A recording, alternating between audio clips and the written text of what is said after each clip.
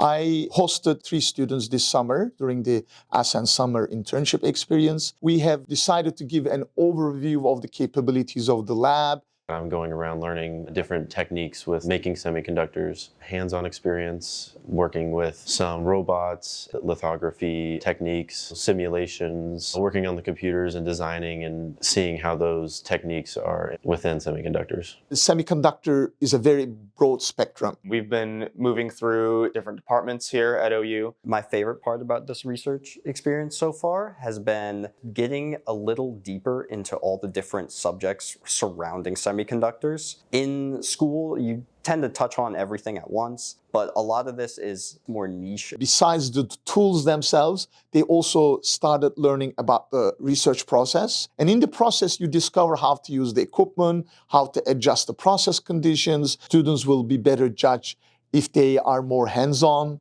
if they are more simulation and calculation oriented. And I think that's very, very valuable, not just for class choices, but going forward, what they want to do with their careers. I didn't really know how much mechanical engineering could apply to microchip manufacturing and semiconductor technology.